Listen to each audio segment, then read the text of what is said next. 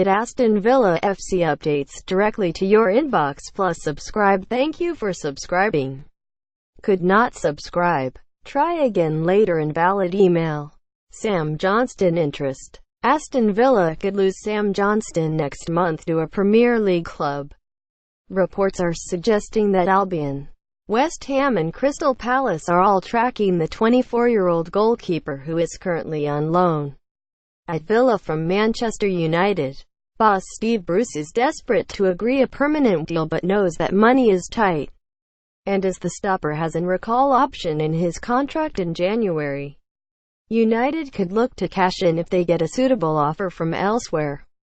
Johnstone is happy at Villa and enjoying a run of games, but he's ambitious and wants to test himself amongst the best in the country. He's been a standout performer for Villa and is a big part of their promotion bid, but the interest from the top flight could swap his decision. The Mirror today reporting that Albion are looking at Johnstone as they want more competition for Ben Foster. West Ham are also said to be keen with one eye on next season when loanee Joe Hart returns to Manchester City. At Palace, Wayne Hennessy's deal is up next summer and they are in the market for a replacement. Bruce has stressed that he will do everything possible to sign him in January, but as the club are still looking to balance the books, it could be a difficult task. What has Bruce said about him? I think you know the way I feel about Sam. He's come on leaps and bounds since he's been here. He's a very, very good young goalkeeper and we'll do our best to keep him. The returning Aston Villa duo who will be desperate to shine on Saturday. Even Prince William wants Villa to sign him. Villa fan Prince William has also given Johnstone the royal seal of approval and recently urged Bruce to sign him up. He was pleading with me to get Sam Johnstone tied up and make his deal permanent. Bruce said recently, "We're pretty fortunate to have him as one of our big supporters." Aston Villa handed injury boost ahead of crucial Christmas period. Defender leaves. Kevin Toner has left Aston Villa to join St Patrick's Athletic on a 2-year deal. The 21-year-old has been on loan with Stevenage since the summer but ends his spell with the League Two side to return to his native Ireland. The Republic of Ireland youth international shot to prominence at Villa Park during the club's most recent season in the Premier League as Eric Black handed him several starts towards the end of the 2015-16 campaign. But first-team opportunities have been limited at Villa Park ever since, with several senior central defenders ahead of Toner in the pecking order. Toner said, quote, "I'm delighted to be back and signed for St. Patrick's. Can't wait to get started. Special thanks to my agents." Quote, he spent time on loan with Walsall and Bradford last season and helped the latter reach the League One playoff final where they were defeated by Millwall. Toner's contract at Villa Park was due to expire in the summer, and by joining St Patrick's he brings to an end a 5-year association with the Claret and Blues. Scott Hogan update. Steve Bruce is not giving up on Scott Hogan after challenging the striker to find his best form in the times ahead. The 12 million man has bagged just one league goal in 28 appearances since signing from Brentford 11 months ago. Hogan recently admitted that his move hasn't gone to plan, and Bruce echoed those thoughts when reflecting on his frustrating injury record. But the boss is still hoping for a goal-scoring return from the forward in the times ahead. It's been a tough time for him. But now can he be the one that gives us the lift that everyone's looking for in a striker? Said Bruce. "I keep saying it, but you're only as good as your strikers. We brought him to the club this time last year, so let's hope this is his time." With Jonathan Kogia out injured for the majority of the season, Villa are short on numbers up top. Kenan Davis has led the line superbly in recent times, with Hogan and Gabby Agbonlahor both out injured. Between the three of them, they have bagged just 5 league goals in 2017, though, which is why Bruce is looking for reinforcements in January. Leicester's Leo Ulloa and out of favour Burnley striker Nahki Wells are under consideration, but Villa are only able to discuss loan deals as they continue to balance the books. Hogan will still have a part to play, though, providing he can stay fit. But if he fails to make an impact, he's unlikely to find another way back in as Bruce hunts for a striker to fire Villa back into the Premier League. It hasn't gone as well as everyone would have liked for him. He's been struck down with all sorts, said Bruce. Just when he's got going.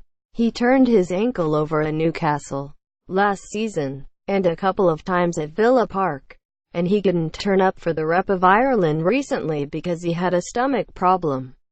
Aston Villa handed injury boost ahead of crucial Christmas period. Bruce also believes Hogan has found it hard to step up to the demands and expectations at Villa. But after seeing Conor O'Reilly build on a slow start, he believes the hitman could well do the same. I think it's hard. No disrespect to Brentford or Barnsley, but this is different to those clubs where there's no real expectation. He said, staying in the division is probably the expectation. With that they can flourish. But when you come to Aston Villa you are under the pump, under the cosh, under the spotlight straight away. There's big demands. Aston Villa vs Sheffield United. TV details. Team news. Predicted 11. Boss thoughts. Transfer updates. That's what playing for this club is. Big club. Big expectations. That becomes difficult for people. 2 or 3 have found it difficult. But we've seen with O'Reilly how he's picked up and done well. But we hope Scotty can do that too. Hogan scored 3 goals in the Carabao Cup earlier this season but has been unable to transfer that form into his league appearances. Injury boost. Andre Green has returned to full training with Aston Villa as he continues his recovery from a hamstring injury. The winger hasn't played since September after undergoing surgery on a troublesome hamstring problem, which has plagued him during 2017. Green, 19, traveled across the pond to step up his recovery at Under Armour's Performance Centre before returning to Bodymore Heath earlier this month. Image. Andre Green, Twitter. The England youth international is now back training with his teammates though and could be in line for a recall over the hectic Christmas period. Villa kick off a run of 4 fixtures in 10 days against the Sheffield United on Saturday. The Claret and Blues will also do battle with Brentford, Middlesbrough and Bristol City. Green began the season as Villa's first-choice left winger and will look to wrestle the jersey back from top scorer Albert Adoma, who has already found the net 11 times this season.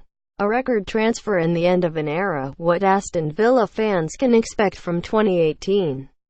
Returning duo. Aston Villa will welcome back 2 familiar faces when they entertain Sheffield United this weekend. The 5th versus 6th place battle will be screened live on TV as both sides aim to end a run of poor form in December. And for 2 Blades players the clash will take on extra significance. Enda Stevens, now 27, made 9 appearances for Villa in the 2012-13 season but failed to make the grade and was moved on. He's bounced back from the setback, though, and is performing well at Bramall Lane following a move from Portsmouth in the summer. Samir Carruthers, a member of Villa's next-gen winning side, hasn't featured as often as Stevens this season, but he was back in the starting lineup last time out. This is what the pair have said since leaving Villa. Enda Stevens. In the summer, Stevens lifted the lid on the frustrations he felt on the periphery at Villa. He joined the Claret and Blues from Shamrock Rovers in the 2011-12 season, but his opportunities were limited with just 7 starts and 2 substitute appearances. He admits it was difficult trying to feel involved either at Villa or during loan spells at Notts County, Doncaster Rovers and Northampton Town. I went through a phase where I had 1 season you could say at Villa where I was involved, only for a few months where I actually played, said the ex-Portsmouth ace who has 4 assists for Sheffield United this season. I got an injury then, and when I came back I never really performed to the standard that I had before, and you don't get that many chances at the top. I kind of just got pushed back even further where I wasn't involved at all, but I still had 2 years left on my contract. I had to go out on loan. I enjoyed my loan spells, but they're tough. You're doing a lot of traveling. You don't feel like a part of the squad. You're only on loan, and you know at the end of the season that you're just going back to Aston Villa. There's nothing at the end for you. That's probably the toughest thing about it. Aston Villa handed injury boost ahead of crucial Christmas period. Samir Carruthers, the midfielder, now 24, signed for Villa from Arsenal, made his Premier League debut at Anfield under Alex McLeish at 19 and captained the side that won the Next Gen series in 2012. It never really happened for him when Paul Lambert arrived, and he subsequently moved MK Dons before signing for Sheffield United this summer. I'm sure Paul Lambert had his reasons, but the truth is, we never saw eye to eye, explained Carruthers in 2016. That first year, I wasn't even allowed out on loan. I just traveled up and down the country. I wasn't even making the bench. He just made me sit there in the stands, watching like I was a fan. At first, it's all good experience, but it becomes demoralizing, especially when it's stretched into a second year. There was no real explanation, and you start thinking I'm not good enough. Image. Getty Images. There were so many youngsters doing really well, and he never gave any of us a chance. But I've got no regrets. The decision to leave was perfect because I've played games that I wouldn't have at Villa. I've been through a promotion battle, a relegation battle. I've learned so much about how to deal with pressure, how to close out games, what you need to dig yourself out of certain situations. If I was on a bench at Villa, what would I have? A good bonus, the odd few games at famous stadiums. But I wouldn't really understand football. Quote, Aston Villa vs Sheffield United. TV details. Team news. Predicted 11. Boss thoughts. Transfer updates.